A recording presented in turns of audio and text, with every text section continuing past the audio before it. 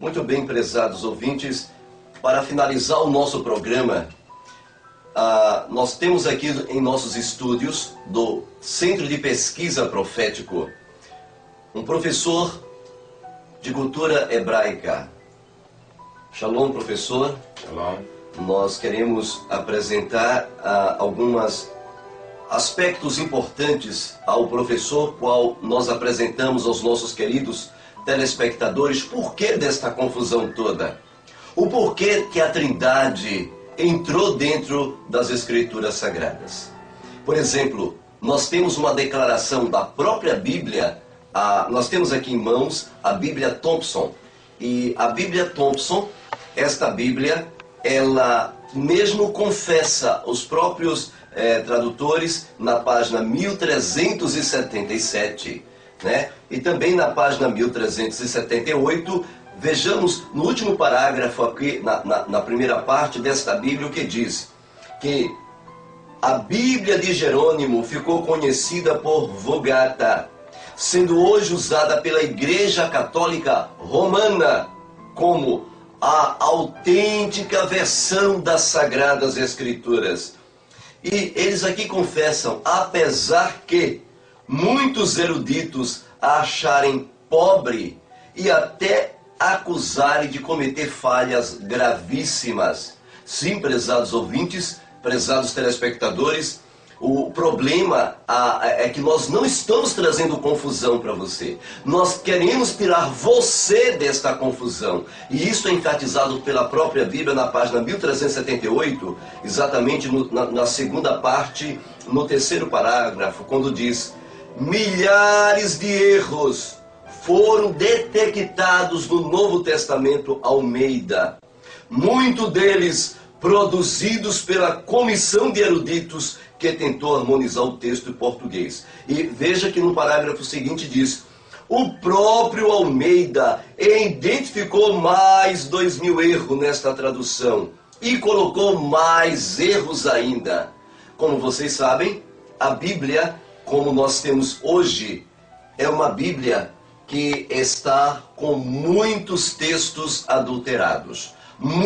Aproximadamente foi constatado pelos rabinos de Israel que existem hoje nas Escrituras Sagradas da Vulgata, que hoje o mundo inteiro, todas as versões que nós temos na atualidade, tem a sua base, a sua pedra angular nesta Bíblia chamada Vulgata. É interessante que foi colocado em evidência que existem aproximadamente 52.000 adulterações. Nós vamos citar para vocês alguma dessas adulterações. Por exemplo, nós temos aqui a primeira coisa importante, prezado telespectador, é a questão da palavra Novo Testamento.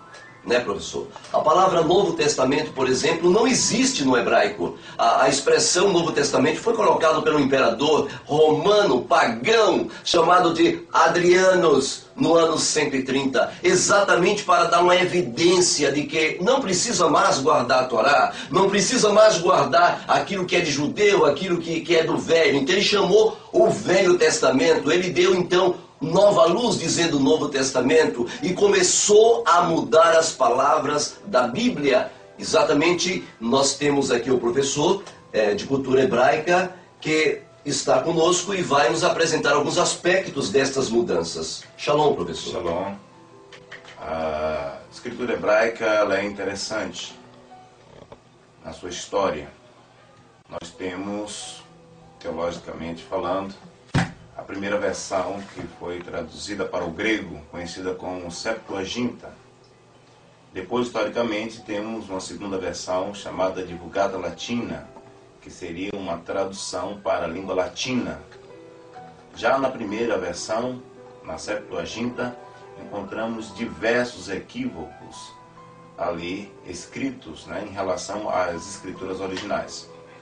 Na segunda versão da Vulgata Latina, a situação piorou ainda mais. O termo Brit Hadashah, em hipótese alguma, poderia ser traduzido como Novo Testamento, pois o termo Brit Hadashah, no hebraico, significa renovação da aliança. Brit, aliança, Hadashah, renovação. Muito bem. Interessante, professor, que muitos acham que o Novo Testamento foi escrito, que na realidade no Novo Testamento, como você acaba de dizer, e é realidade, a aliança renovada, isso não veio fazer com que o Messias, o Mashiach de Israel, mudasse. Ele não veio, por exemplo, em Matitiahu, que eles chamam de Mateus, lá em Matitiahu 5,17, a expressão aramaica ali do texto está escrito que eu não vim destruir a Torá. É assim que está no original, telespectador. E nem os profetas. Mas eu vim para cumprir. Ou seja, o texto aramaico tem esse termo. Eu não vim destruir a Torá, mas eu vim levá-los, vocês, a cumprir a Torá. Quer dizer, o que o Eterno enfatiza através do Mashiach é que ele não veio para dar uma outra lei, uma outra nomos, mas ele veio verdadeiramente para dar a mesma aliança, ou seja, renovou aquela aliança com aquela mulher antiga que era a Torá. O Eterno não tem uma outra Torá, então é isso que Yeshua, o Mashiach de Israel, veio fazer, levar avante o casamento que foi partido para que continue na renovação da aliança, esse casamento fosse reatado novamente. Por exemplo, eles dizem que este Novo Testamento, a renovação da aliança, foi feita em grego. Nós podemos perceber que, na realidade, isso não é verdade, né? Verdade. Os princípios do Torá, eles são eternos, absolutos e imutáveis.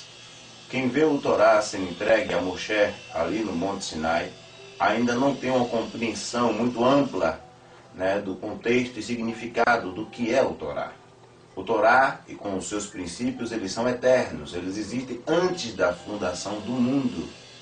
E foi revelado não só para o povo hebreu, mas como para a humanidade. Então esses princípios, eles são imutáveis, eles não são sucessíveis de mudança.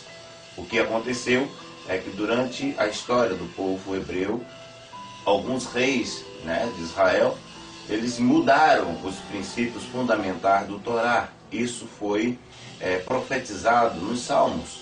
No Salmos capítulo 11, versículo 3, diz: destruídos os fundamentos, o que fará o justo? Ou como se poderá fazer justiça?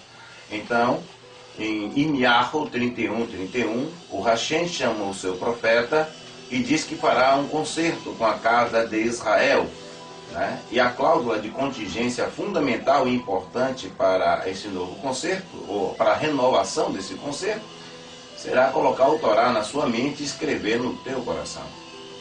Desta maneira, de hipótese alguma, o Torá pode ser abolido ou destruído, pois os seus princípios são eternos, absolutos e imutáveis. Por exemplo, nós temos aqui mais o próprio livro de Armindo de Abreu, O Poder Secreto, professor. Ele fala aqui dentro do seu livro, é impressionante, e é um dos maiores pesquisadores brasileiros no contexto de cultura profética, hebraica e histórica. Ele diz o seguinte, que existem mais de 80 evangelhos, ou seja, na verdade, existiram aproximadamente 360 evangelhos que hoje desapareceram.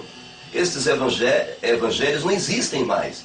Roma, a igreja romana, ela escondeu esses evangelhos e colocou o bispo Irineu, pelo supersticioso, ele acreditava 4 pontos cardeais da terra, acreditava tudo em 4, e então escolheu 4 evangelhos para entrar aqui em evidência. Ou seja, eles manipularam a Bíblia. Nas próprias palavras do historiador Armindo de Abreu, ele diz, a Bíblia tal conhecemos hoje foi uma colagem composta pelo imperador romano Constantino, que foi pagão a vida inteira e batizado somente na sua morte. Na página 304, ele diz, Constantino mandou fazer uma Bíblia novinha. E a Bíblia de Constantino, na página 305, ele continua, vem sendo considerada como a verdadeira sagrada escritura há milênios. E não há ninguém, interessante que eu achei essa expressão do Armindo de Abreu, é muito importante. Ele disse, abre aspas, não há ninguém mais doutrinado do que o doutrinador.